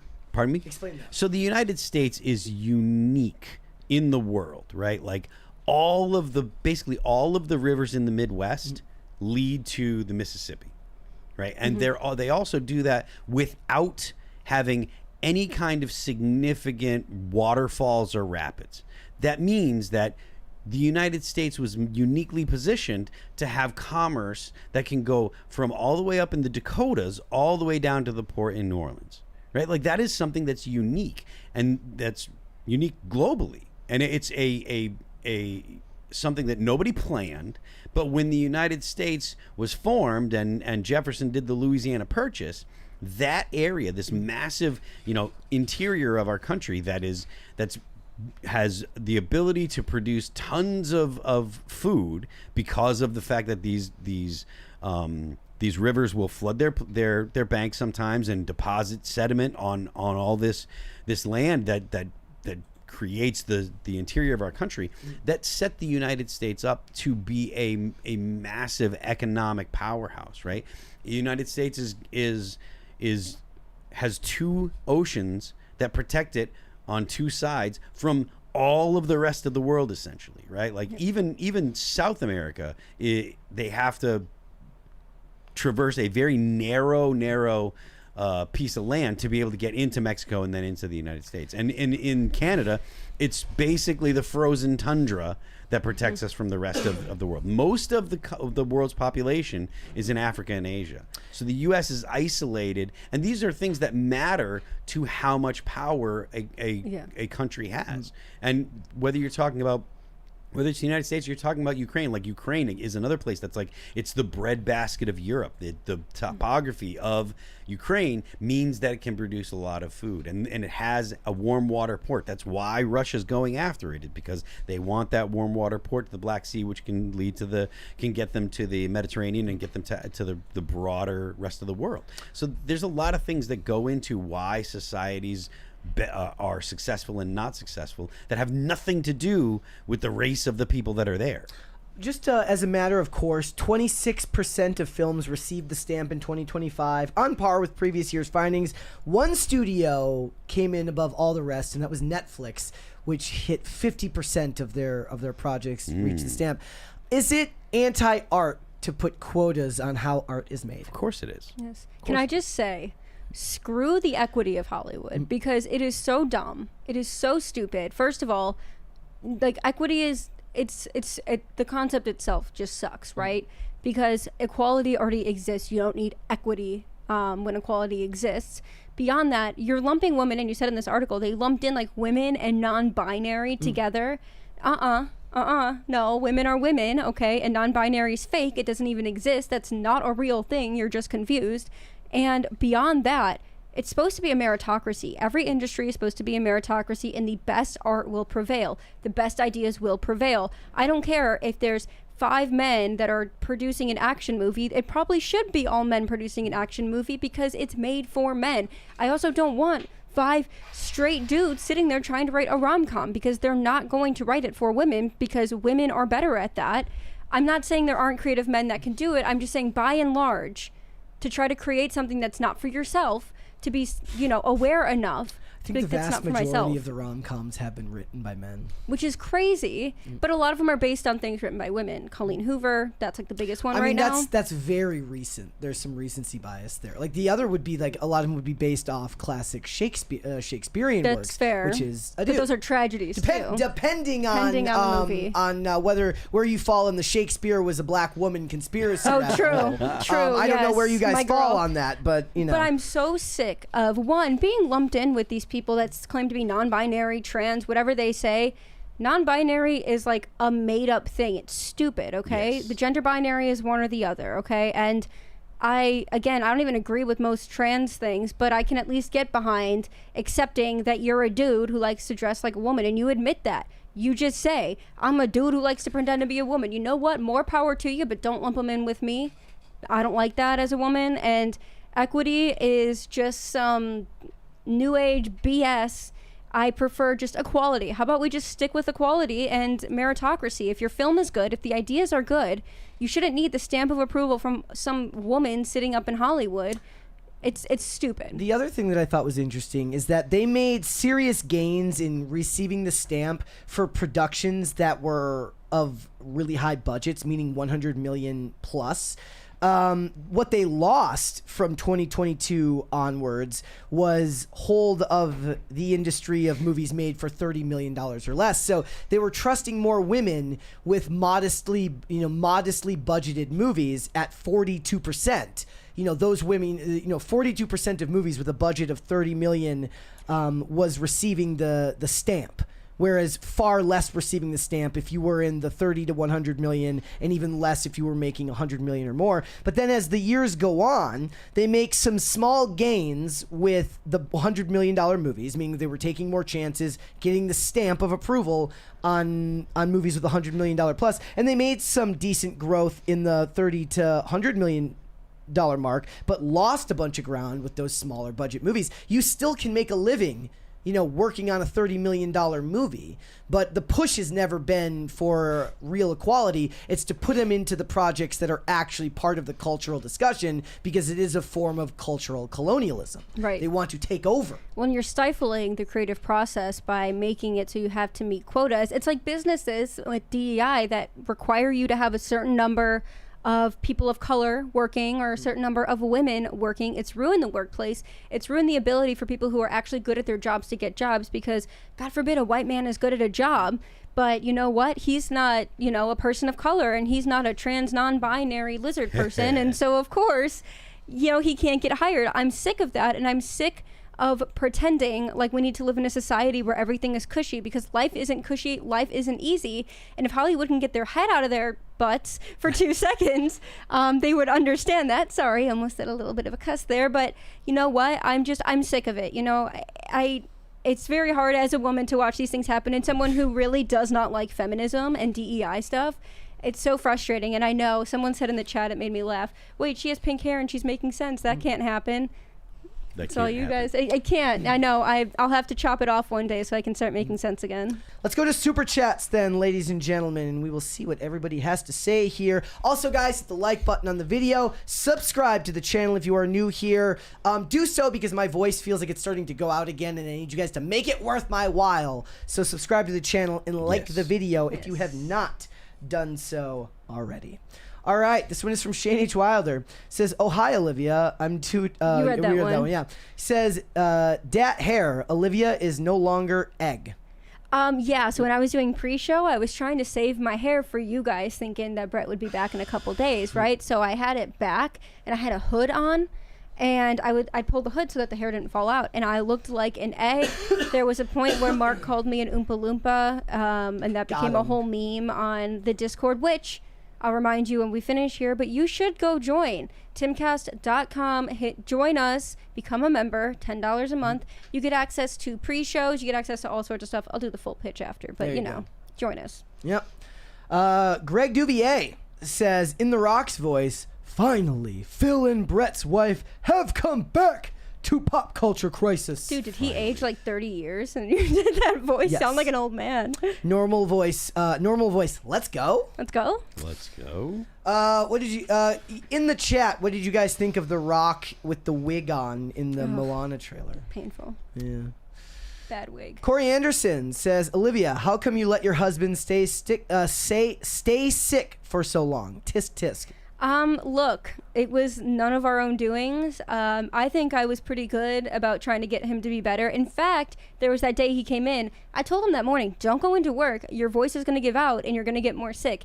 And that's what happened. I refuse to believe that going in, for how bad it got, I refuse to believe that going in that one day is what put it up. I'm saying it didn't help. It only could have hurt. And, unfortunately, there were days where he was just like, he'd want to talk and do stuff. And I was like, just don't, because I want him to get better. So actually I did everything I can to help him get better, but bronchitis sucks, and that was rough.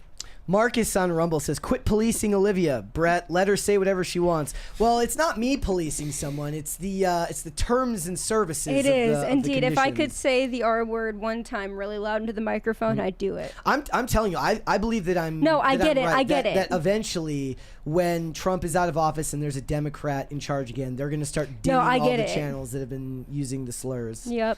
Broody Gambit says, Olivia, what shows do you attend for selling your bows and stuff? My sister makes shirts and stuff and runs 2 vintage market days shows locally, but she travels all along the East Coast. So I'll give you guys one of them because the other one is the city we live in, and I don't want to give you guys that. We do have a good but one. There's more than just that. No, I know, but there's good ones. So Frederick County and Washington County have some decent shows. I've been trying to get into ones in West Virginia as well, but they're just not, because there's not a lot of population out here. Or they're like, everyone's kind of like, there's like 30 people and they have 5 spots, right? So one of the ones I'm doing in May, there will be a spring show at Harper's Ferry Brewing Company. It'll be for 2 days. I will be there. So if you're local, I'll be there. Brett will be there. I'll be selling stuff. I'll be in business mode, so I won't really have time to chat. But I do that. So really it's about I look up vendor markets near me. So finding those markets and finding all the different things that you have to find, and then when you meet people. So we met this woman, Summer, who's awesome, by the way. She is a radio host locally for like a Christian station here. We happened to be right next to them, and their kids were there. They were super sweet, and we've seen her again since. And when I saw her, she was giving me all these shows that she was going. So networking is really, really important. But I would say I think it's called Chic DC events or something like that. Look that one up. They do Frederick shows, they do shows in Nova, and they do shows in DC. Decently priced if you have a big enough operation. I would suggest that one. Okay. Adam says, you guys need to Pendragon Cycle. I think he means need to watch Pendragon Cycle, Rise of the Merlin. Season 1 is done, and it's excellent. I don't care about high fantasy. I never have. I know, sorry. I I'm sure admit. It's great. But there's plenty of stuff to be getting on with. Like I said, right now, I've got 3... it's so sad. I finally had to buy Hulu again. I got rid of Hulu because I was trying to save money, because Hulu's one of the more expensive streaming services. And there's like 3 shows that are all network shows that I'm watching right now. So getting 3 new shows a week is more than I've had in quite some time. I do recommend checking out RJ Decker. If you've ever liked my suggestions before, I never make blanket recommendations because people's tastes are so varying. But if you have taken my advice on shows to watch in the past and you found that you agree with my recommendations, I would recommend High Potential, RJ Decker, and Best Medicine, which is skip the one episode. Yes. You'll know it when you see it. In season 2. Best Medicine is turning out to be great as well. It's no Doc Martin, but it's still a lot of fun. No Control says, I'm sorry, but I never apologize. Don't even be sorry. Just stop there. Never sorry. Never sorry. Username we do not read on this channel says Purge. Purge what? Shane H. Wilder says, I know it's a Holy Week. I'm supposed to be going through a penitence, but why must watching Olivia cringe be my cross to bear? I feel for you, Brett. Look, I'm sorry to inform all of you that it'll happen twice this week. Yep. Take that with what you will. I now have this cross to bear where I am the queen of the worst cringe, and I can't let you guys down so now. people have different opinions. So some people think that you and Mary's cringe are both equally bad, but for different ways. Like Right. I said, like what you showed earlier, weirdos in diapers and stuff. That's just it's so beyond the pale that I almost don't care. But when I have to watch somebody sing badly in front of like a stadium, Right, well, I don't do those 'cause that you don't will like make them. me die inside. Like people who sing poorly and humiliate themselves, that's the type of cringe that ruins my life. Yeah. Chief Corey Anderson says, being called out like that makes me feel famous. I don't like it. Being famous would suck. I forget Yes, what it I would. said, but I said his name. Oh, Toast. He said he didn't like Toast or whatever, and yeah. I called him out. I'll do it again. Corey Anderson. Bro, my voice is so gone. Okay, It's do you so want me to funny. read some of the super chats? No, I'm gonna power through Oh, this. that's We're a gonna- we're horrible gonna be okay. idea. Okay. Cleggy says, look up Orson Welles commercials. Thank me later. Will do. There are so many celebrities that have done abs. Look up some of the Bruce Willis commercials from overseas. Those are also suitably out of control. Username we're still not going to read says, complaining about other people's money flags you as a broke loser. Look, here's the thing. Like I said, Mark Ruffalo will complain about how the government should be spending the money that they've stolen from other people. Doesn't necessarily indicate that you're definitely a broke loser, but it does indicate how much you value personal property and how much you feel a person has a right to keep of their own volition. And that's a problem, because you should not want to take from anybody. You should want to keep what you earn. The thing I always reference, and I don't know how to describe it other than every time I see like a car tire, like the invention of the car tire, which can go over unbelievably different kinds of terrain. You can now patch car tires when you can patch a car tire that gets a nail through it. Whoever created the car tire, because if you've ever seen like the inner workings of like what a car tire looks like, it's kind of a marvel, right? It's like, I don't want the people who create incredible stuff to have to give up a specific amount because you feel uncomfortable about it. Yeah. Great inventions only stifled when you try to control it. Yep. All right. Shane H. Wilder says kids shouldn't have to worry about pronouns. Kindergarten cop showed that kids know what boys and girls are. Boys have you guys know that quote from the movie. Yes. All right. Emil says helping towards a dance. Well, we got a dance. Let's get a second one. Maybe you can get Phil to dance if we do another one. That would be good. Just like a little shoulder. Just like a little boogie, a jig. Nothing too crazy. Just a little. No. Wow. Shane H. Wilder says, wouldn't Gen Beta be the worst drivers? How old is the oldest Gen Like Beta? a year or two. So yeah, I guess technically. How old is the oldest Gen Alpha? That's what, The 20... oldest Gen Alpha? I don't know. Let me ask AI. I would be interested. Probably 2010, right? Like it started in 2010, I think. I could be wrong. So they're They'd be 16? Okay. Yeah, sorry. I just remembered that someone born in 2010 could be 16, and that Yeah. just made me want to cry. So sorry. I guess Gen Beta could be the worst drivers because they're not old enough to drive yet, right? Yeah. Yeah. So technically, Don't yeah, let them in sure. front of the. Don't let them in Right front behind of the the. wheel. The fatality rate will be unbelievably high. Oldest Gen Alpha is just now turning 16. Okay, Okay. that's what I thought. Vincent says, the result with equality of opportunity is that it breeds inequality, meaning in a race 10 at the start, and so wind that in child. I'm not sure what the last part of that actually meant. I think we all had a stroke trying to understand. But I will say that, yes, equality isn't... Like, equality in the law is important. Equality in every other place, for the most part, it should be about what you're good at. It should not be about, but my equality. But they're conflating equality and equity anyways. That's what everybody does, and that's why I'm saying, like, equality is really about, like, under the law, everybody being equal, having the same rights, having the same, like, you have a right to go out and protest in the street, and so do I. But look, even in Hollywood, there is no equality because it's a matter of who you know. a lot of the time. That's right? very true. Like, you're going to benefit more from knowing the right person than you are necessarily from being the most talented. I had an epiphany yesterday. I said, because one of the things we talk about on this channel a lot is everyone talks about how Hollywood is all anti-family. They're telling you not to have kids. I'm like, if that's true, why is every new actor a Nepo baby? If they're not having kids, why are they all the kids of famous actors? But they're not promoting family values. Yeah, but I think that's like, yes, the actors themselves have children, but it's what they're promoting that comes down to like what matters or what they're producing. I don't even know if it's necessarily the actors as much as the productions, right? So they might act in a movie that doesn't produce it, that doesn't necessarily hold family values. That doesn't mean that they in their private life don't, because they look at it as art. They don't necessarily look for something like that as a something that they necessarily co-sign as like a view of their own. Sure. Did you see the post yesterday about how it said Laura Dern is going to star in a Jeffrey Epstein TV show? And I was like, I don't really see the resemblance, but she's not playing Epstein. But the point is like, you can make a movie about something and not necessarily agree with it. Agree. Continue. All right. Vincent says, Democrats want to correct equality's result, like giving all 10 racers the gold. Participation trophy. Participation trophies. They're always trophies that they're always talking about. All right. So I still have a memory in my childhood as somebody who played both baseball and hockey, getting a participation trophy and feeling disgusted by it.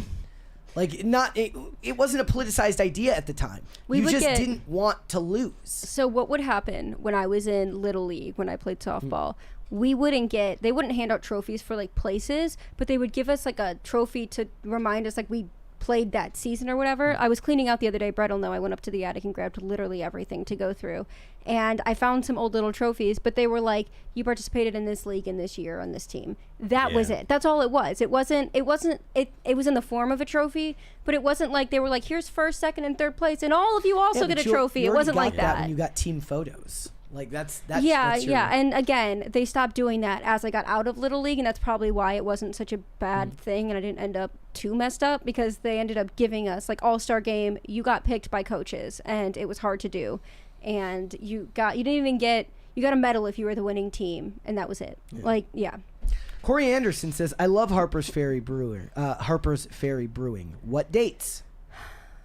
First weekend in May, I believe. Yeah. But don't quote me on that. You'll have to look up their spring event or something like that. You'll find it. Shane H. Wilder says, if I could keep only one, it would probably be Hulu. Yeah, man. Right now, that is a toss-up. There is just such an unbelievable amount of stuff to watch on Amazon Prime that I'm never going to give up Amazon Prime. But Hulu, as far as having access to old 20th century Fox shows, they're also really good about, like, you're not going to, like, if you go to Amazon, right, and you watch a show on streaming, there is a real possibility that if you go on the next day, that show you were watching is suddenly gone. Like I was saying recently, I just finished the last 2 seasons of In Plain Sight, which inexplicably left in 2018 or something like that, and then just reappeared in 2026 and picked up right in my timeline, right where it left off. That was it weird. Was on that the was same episode that I left off of when I left it before. And shows disappear from Prime all the time. That doesn't happen very often on Hulu. The only ones that I can think of is that they got rid of Roswell, which I went to re-look up again. Kind of broke my heart a little bit. But Hulu is definitely one of the better ones. But Amazon is still a better deal financially. And Olivia loves Paramount.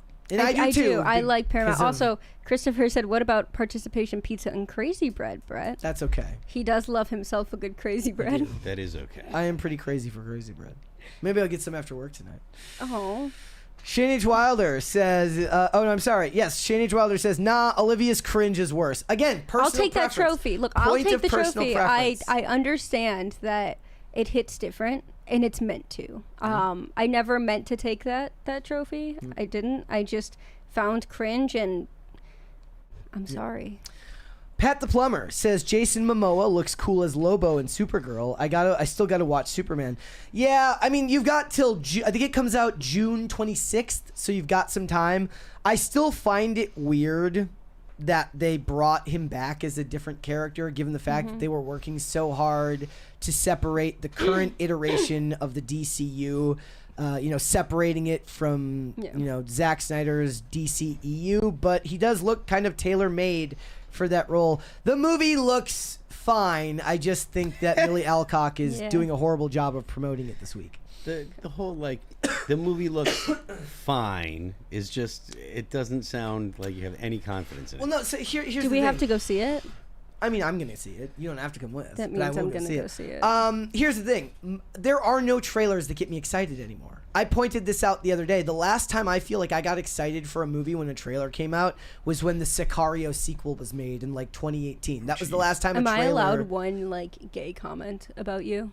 No. No. No, you're not. No. That's, why would you want to make a gay comment? Go ahead. All I was gonna say is the last trailer I liked was our videography trailer For the wedding. Yeah, it was because they put That's- together a movie. So I was like, it's a little gay to say that, but that was really the last time I watched something. And again, it's our wedding day, but they did such a good job. It was very sweet. I am worth getting excited about, I admit that. It was more about me, but okay, I'm kidding. Okay. I'm sorry. Corey Anderson says, Phil, is the set list set for tour? Yes. I hope a lot of Anti-Fragile is on it. I listened to the album a lot walking around Bahrain. Awesome. Well, I'm glad that you yeah. enjoy the record, and yes, the set list is already set.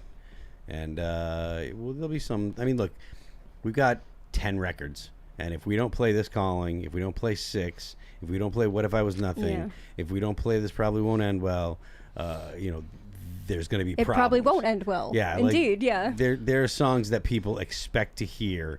Come to See All That Remains. We're extremely fortunate that we have had such a long career and we have so many songs that people love. But we do want to promote. We do want to play. We're probably going to do at least 3, maybe 4 songs off of Anti-Fragile. So that's Cool. a good portion of the set. Is there a song that you've performed so much because it's a fan favorite and you just kind of indifferent? Because I watched an interview, or a clip came of an interview with some of the One Direction guys, and every single one of them was like, "What makes you beautiful?" Hated performing it. Yeah, hated doing it. I'm so tired of doing 6. I yeah, can't even. Yeah, I can't even. I feel like every artist has one. We're gonna do it. Yeah, because exactly. people want to hear it. But if we never played 6 again, I would be perfectly fine. Right. I mean, is that a pretty common sentiment within the industry? I don't remember who it was, but there was some artist that said he never understood why. A certain song. Why bands got sick of playing their biggest. I think he was speaking more of one-hit wonders, where he talked about how one-hit wonders would get really upset about having to constantly perform their one song that everybody knew. And I forget who it was. Maybe somebody in the chat will remember who it was that said this. But basically said look, this gave me this set me for life. I'm not gonna feel upset about playing it. Yeah, I mean, look, I'm not upset about playing it, and it's not like I'm like, oh God. But if we didn't play 6, I'd be like, that's fine. Because we have done it. Probably, I mean, we've done it every single show since and that One Direction 2006. Too, it was their first single. So I mean, again, it's not like I'm like, oh, this sucks, and I hate it. I don't hate the song, but performing. But out of all the songs that we do, if we, it's like if there is one that I'd be like, yeah, I'm fine with not playing it, it would be 6. I've always felt like that's got to be a crazy thing, especially if it's a particularly emotional song that cuts to a core, when it was written or whoever's performing. That kind of goes away once you. But that's what I'm saying. It's kind of crazy to see something that meant that much to you in one respect come head to head with just being worn out. Yeah. It's like the idea a song can hit you really hard when you hear it for the first time, and eventually it's just words you hear in order. Yeah, and it doesn't have the same meaning. And also, look, when you're performing a song, you are performing, right? You have to put into it. Yeah. You have to make sure that the people that are watching the show buy it, right? You can't just get up there and kind of go through the motions. And that's something that a professional will do. They'll get up there and they'll make sure that they're trying to keep it fresh and make sure that they're putting on a good performance for the people, because the people that are paying, they deserve that. Exactly. They deserve that. That's why they're there. They're not there to watch you be like, oh, I don't want to do this. It's like that's feed my ego by being okay with me not performing the thing you wanted me to play. That's horrible. So Corey Anderson also says, May 2nd, All That Remains. May 3rd, Harper's Ferry Brewing Company. Nice. Very nice. Please make sure you introduce yourself. Don't walk up and think I'm going to know, because I don't know your guys' faces. You have to come up and be like, Corey Anderson. I'll be like, oh, hey. But there are definitely times that people have done that at like culture war events. Like I would know them, and I'm like, Yeah. don't know who you are. I'm so sorry. So, Because they don't use pictures for avatars or stuff or like like that? it's small enough where I just can't, you know, I Yep. wouldn't know. I'm like, if I don't talk to them a lot, like face to face or on a video call, I'm not gonna know. Corey Anderson says, congrats to Vera Dark. She just hit 200K subs. Congratulations. Yes. Vera. Vera is the best. I'm going to have to see if she wants to come out and do a come back on and do a let's Thursday go. episode soon. Vera was one of the earliest guests that we brought on to this channel, and She's she has awesome. grown in leaps and bounds, and she's killing it right now. So thank you for that, Corey Anderson. Also, Corey Anderson, I would be interested to know, what are your thoughts on Iran? You're in the military. What are your thoughts on True. Iran? I want to know what you think. You should come to pre-show. Exploding Prinny says Millie enters her villain arc, Bree enters her redemption arc. Yeah, I would like to take a little bit of credit as being one of the earliest purveyors of the Brie Larson redemption arc. Now, nowadays it's being discussed mostly because she's promoting Super Mario Galaxy, and she looks like she actually wants to be there because she's very much a huge fan of Mario, Very and she looks important. very happy. But I think it goes back even before that, just by the fact that she seemed to stay out of the bad press circuit for an extended period of time. And I do believe that there is a statute of limitations on disliking a celebrity if they stop being annoying. You should give them some grace after a certain period of time. It's better for your soul to do that rather than just holding against them forever. All right. Katie says, hey Phil, have you heard the new Nickelback song, and what do you think? I did. I love it. Yeah? Yeah, it's a great tune. Let's go. Red Snow says, if you stop playing Six, I stop moshing. Look, I didn't say we're not going to play it. I said we are. In fact, I said exactly the opposite. We are going to play it. Yep. All right. Adam says, I watched the trailer for Zack Snyder's Justice League, for the ZS Justice League that Zack Snyder posted on his Insta, and I still get goosebumps. So good. # restore the Snyderverse. Look, I think that the trailers for all that Zack Snyder is actually a fantastic example of a dude who made movies that were cut into absolutely unbelievable trailers.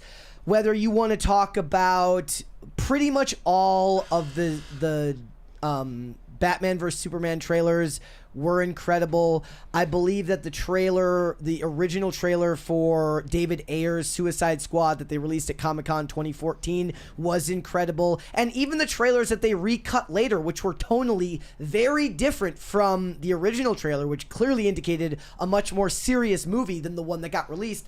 I think that those trailers were all really, really good too. I think I'm just kind of burnt out on most of it these days. Just there aren't trailers that get me really excited about anything. But if anybody does, go back and watch that trailer for Sicario 2, Day of the Soldado. That trailer was fantastic, even if the movie wasn't as good as the original Sicario.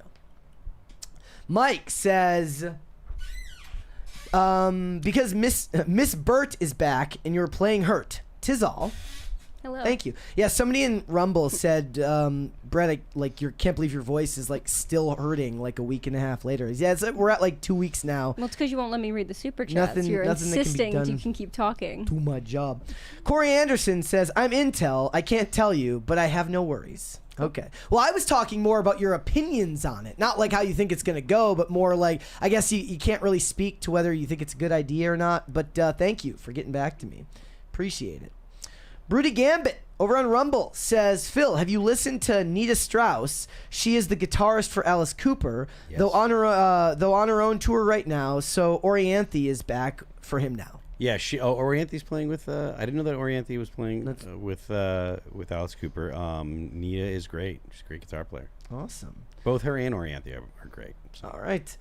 All right, guys, before we go, I want to ask you all, please, to hit the like button on this video and subscribe to the channel if you are new here and you have not subscribed here yet already. Remember, channel memberships are now open. I do have a video that is up there now that will be coming out tomorrow for all PCC viewers at 10 a.m., but it is up early if you want to go and check it out. If you are a channel member, I would encourage you to go do so. I am working right now on trying to find more guests that I can have for bonus episodes of PCC for members only. I do still have there are 2 episodes up right now that you can watch. One with Verbal Riot, one with Stephanie from from Geeks and Gamers. They are both fantastic commentators in the space. You should go and check those episodes out. And thank you all who have joined as channel members. Thank you so much. And remember that video on Andy Weir will be coming out tomorrow at 10 a.m. A couple more super chats here. One from Red Snow says, moshing will continue regardless of morale. Very good. And Very Corey good. Anderson says, oh, I'm happy. That's Good. nice. Good to hear. Kind of cryptic, but okay. All right. Phil, where can they find you? I am Phil That Remains on Twix. If you want to read some of the things that I've been writing on Patreon, it's patreon.com/Phil That Remains. The band is going on tour starting April 29th in Albany. We're going out with Born of Osiris and Dead Eyes. You can get tickets at allthatremainsonline.com. You can check out the band's music at Apple Music, Amazon Music, Pandora, Spotify, YouTube, and Deezer. Don't forget the left lane is for crime. All right. Olivia. All right, y'all can find me online on Instagram and X at Olivia Dasovic on both those platforms. You guys should also go to timcast.com, hit join us, join our Discord community. We have some awesome shows. We have the morning show, which is Cast Brew Coffee and Commute with Stork and Sammy and a couple other people. We have the pre-show, which I sometimes host and I'm sometimes a guest on. You get to talk directly to cast members. Tim has appeared more than once. Phil is on quite a bit. We have Ian and we have Brett on, and you can talk to the guest before the show. It's super awesome.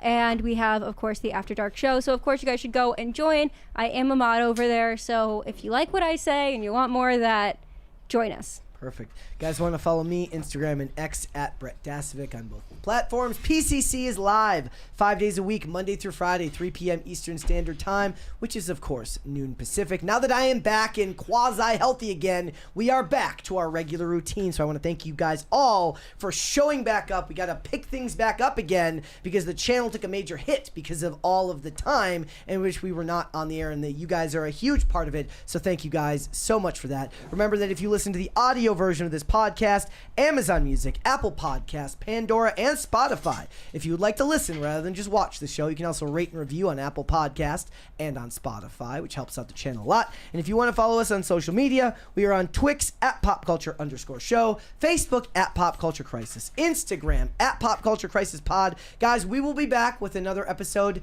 tomorrow. We will see you then. Bye, everybody. Bye.